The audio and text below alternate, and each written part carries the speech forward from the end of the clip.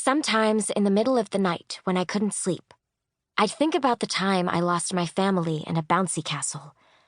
It happened at a state fair a million years ago when I was like 4 or 5.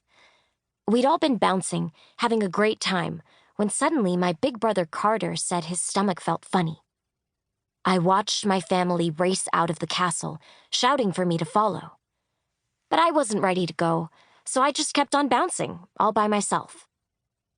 Finally, I stepped out of the castle to the flat, unbouncy ground, expecting to see Mom, Dad, and Carter. Except they weren't there. No family. For a second, I froze, panicking, and then I started running. I ran over to the Ferris wheel, then the roller coaster, then the ice cream stand where we'd all bought extra-large swirly cones an hour before. I ran over to a water gun game where the prize was a giant stuffed Pikachu, then to the stage where some guy was playing a banjo, and past a lady in a cowgirl dress who was selling pies. Somehow, I made it back to the bouncy castle, and when I got there, my family was waiting. They looked terrified. "Haven, what happened to you?" Dad yelled, and Mom burst into tears as she squeezed me tight. "If you ever get separated from us, just stay put," she scolded when she finally stopped crying. "Promise you won't move around next time. Let us find you." I promised, but I remember thinking how silly that was. I mean, of course I'd try to find them, because staying put just seemed so helpless and babyish. I needed to do something, not stand there waiting like a stuffed Pikachu on a shelf. "Haven's a true problem solver," Grandpa Aaron used to say. "Yes, but not everything is a true problem," Mom would answer. She'd talk to me about learning to relax, having patience, accepting what we can't control. And Dad would talk about enjoying the process. About good sportsmanship, too, when I'd lose at Blaster Force 3 to Carter or miss an easy goal in soccer.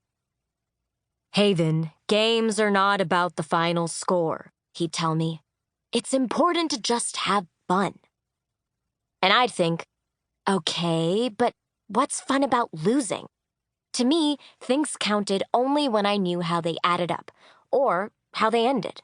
So getting to the end of something, the solution of a puzzle, the last chapter in a book, the final scene in a movie, was basically why I was doing it in the first place. I didn't try explaining this to Mom and Dad because I knew what they'd say. "Haven, honey, you should try to relax. Enjoy the process."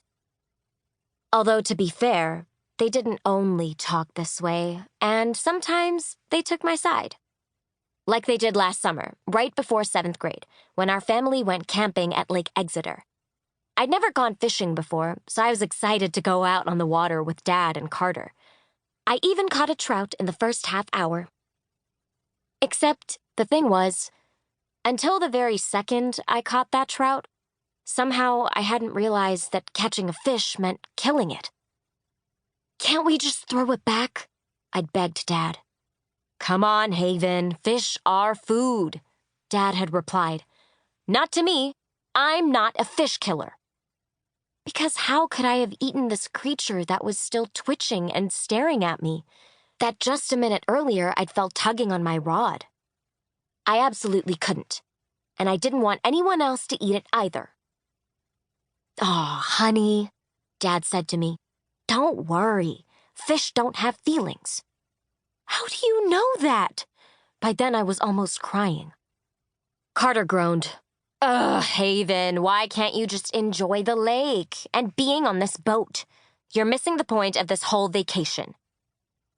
"No, I'm not, because the point of being on this boat is killing animals." "That's not the point at all. Why do you always have to make such a big deal about everything? It gets so emotional." "All right, enough squabbling, you two," Dad said. "You'll scare off the other trout." "Good. I hope we do," I said. Right at that moment, without saying anything, Dad threw the fish back. If he was annoyed with me, he didn't show it, but Carter did. That night, as we ate a takeout supper back at our campsite, my brother announced, "I can't believe we came all the way here to fish, but because of Haven, we're eating ramen.